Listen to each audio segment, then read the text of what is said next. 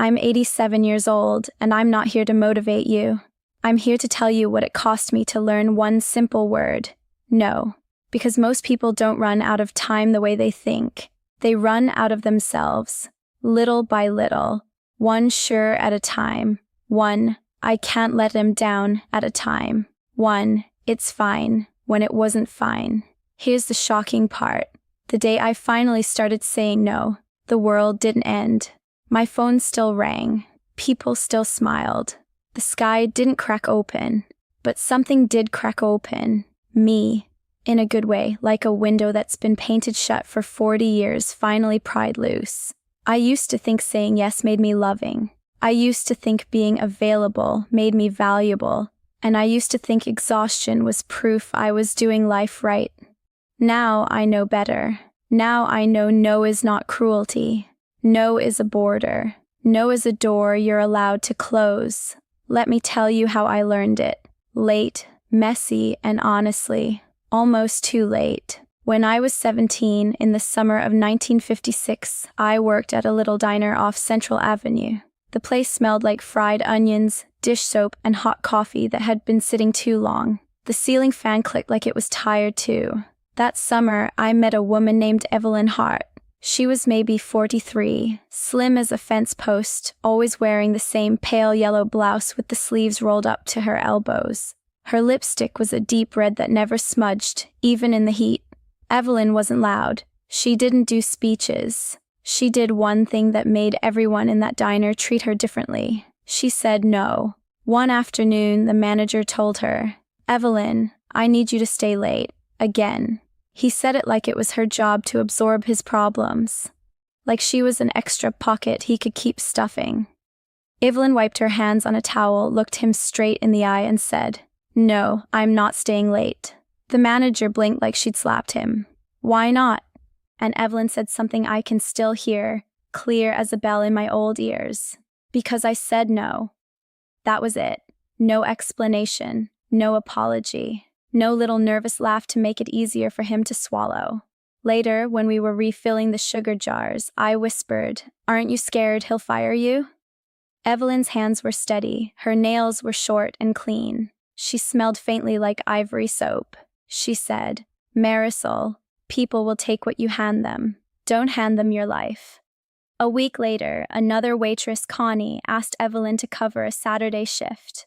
Connie had a new boyfriend and wanted to go to Santa Fe. Evelyn said no again.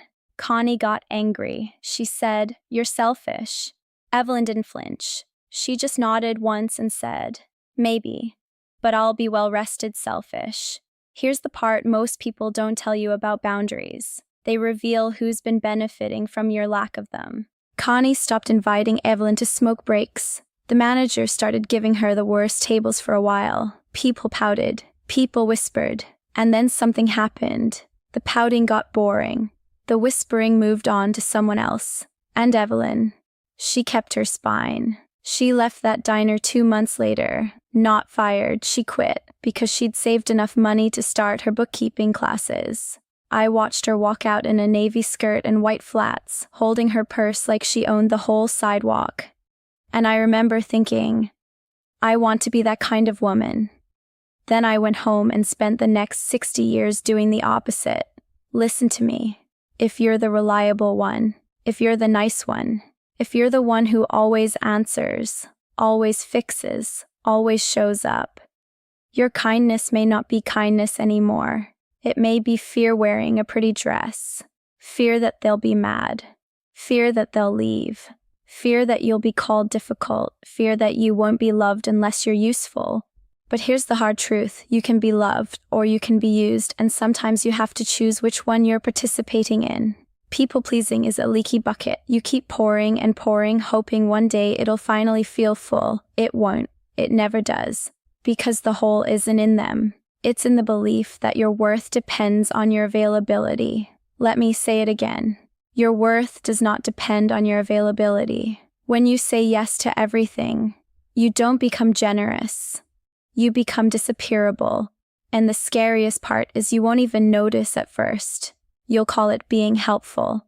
You'll call it being mature. You'll call it being a good daughter, a good friend, a good coworker, a good partner. But your body keeps score. Your mind keeps score. Your life keeps score. How many dinners did you miss because someone needed you? How many quiet mornings did you trade away for someone else's chaos? How many times did you swallow your own no until it turned into headaches, resentment, and that tight jaw at night? Tell me something. If you keep saying yes while you're dying inside, who exactly are you being good for? I was 63 years old when my second lesson showed up, and it didn't come dressed like Evelyn's calm confidence. It came like a siren.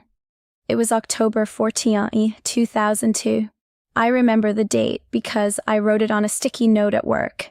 Manny Dentist 3:30. My son was 29 then, and I still felt responsible for every tooth and every trouble in his life.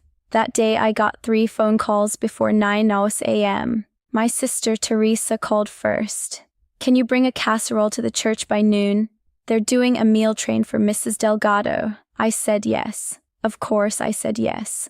Then my coworker, Linda, leaned into my cubicle and said, Marisol, can you cover the front desk during my lunch? I've got to run an errand. I said yes. Then Manny called. Ma, I need $600 just until Friday. I had $74 in my checking account. $74. I still said yes.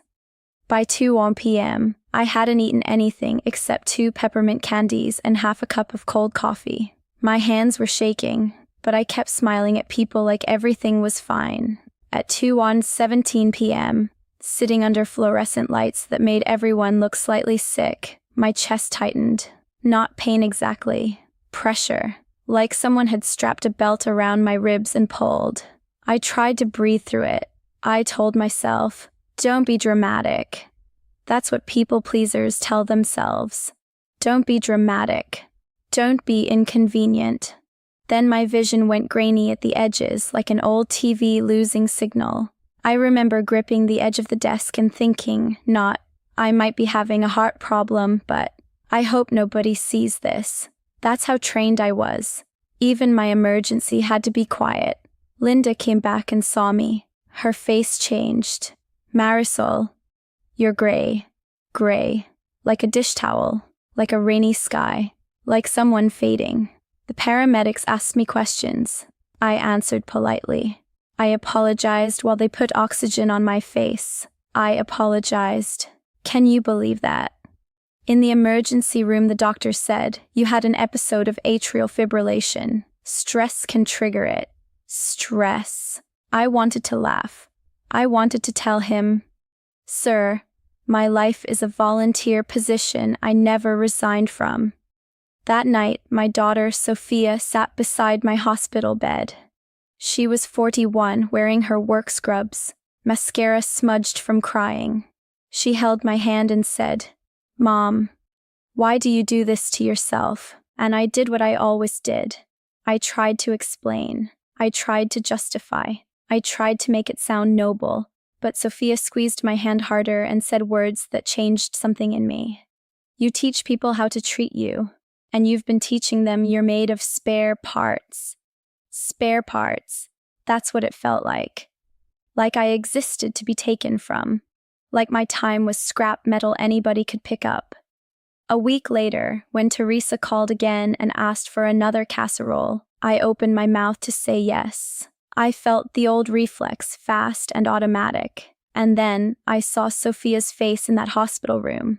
I heard Evelyn's voice in that diner. Don't hand them your life. So I said, No, Teresa, I can't. Teresa went quiet. Then she sighed, heavy, like I'd disappointed her. Wow. Okay. My heart pounded like I'd committed a crime. I stared at the phone after I hung up. My hands were sweating. And then, this is the emotional part, the part I still get a lump in my throat about. Nothing happened. No lightning. No exile. Just space. I sat at my kitchen table, the one with the little burn mark near the edge, and I ate a bowl of caldo while it was still hot. Hot. Not reheated. Not rushed. That bowl of soup tasted like my own life coming back to me. Here's the paradox they don't teach you when you're young. The kindest people often become the most controlled people, not because they're weak, because they're trained. This generation, the one posting about boundaries and self-care, they say it like it's trendy, like it's a scented candle. But for some of us, it was survival. Because no is not just a word. No is an identity decision. When you say no, you're saying, I am a person, not a resource. And the counterintuitive truth is this. The more you respect your own no, the more your yes becomes sacred. A yes that costs your health is not a yes. It's a trade. A yes that makes you resentful is not generosity. It's slow poison. A yes that erases your values is not love. It's fear. So here's your actionable insight, and I want you to hear how simple it is. You don't need a dramatic speech. You don't need a 10-minute explanation. You need one sentence. No, I can't. Or, no, that doesn't work for me. And then stop talking. Stop talking is the hard part, isn't it? Because you want to soften it. You want to pat it. You want to make sure they still like you. But a boundary is not a negotiation. It's a line. If someone demands a reason, ask yourself, are they curious or are they shopping for a loophole? Now, at 87, my world is smaller and it's also clearer. I wake up around 6:10 a.m. because my body still thinks it has somewhere urgent to be.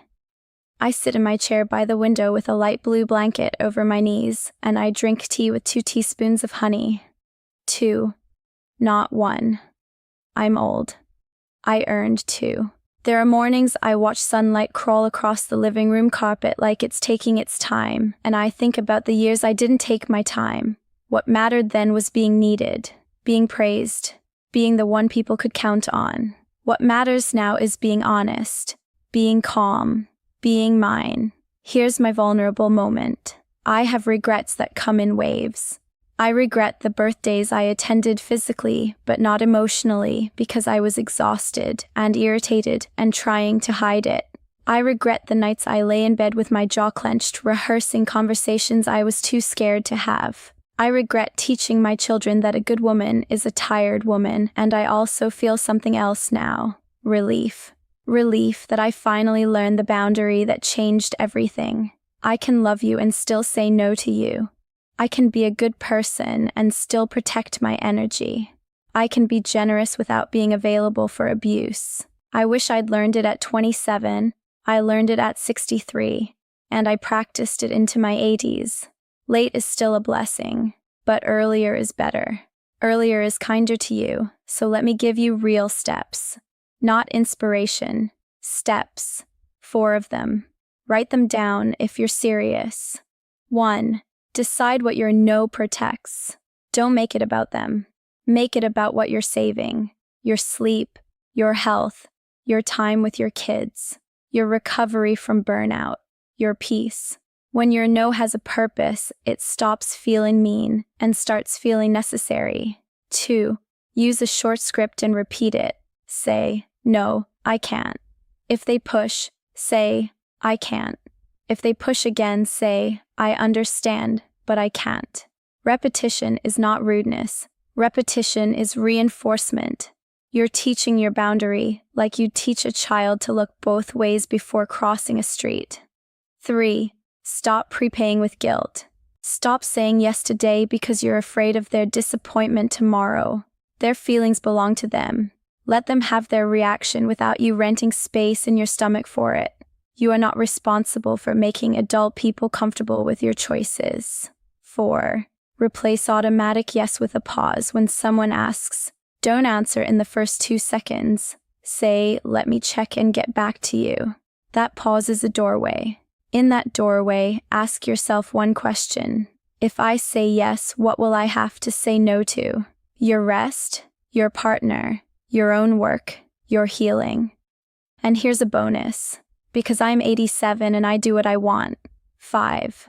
Practice saying no in low-stakes places first. Say no to the extra errand. No to the meeting that could have been an email. No to the phone call at 10:30 p.m. No to the friend who only calls when they're in trouble. Build the muscle, because when the big moment comes, when your health is on the line, when your marriage is on the line, when your sanity is on the line, you'll need that muscle strong. Do this, and I promise you something. Some people will respect you more, some people will drift away, and that will hurt. But the ones who stay, they will know the real you, not the exhausted version, not the resentful version, the real you.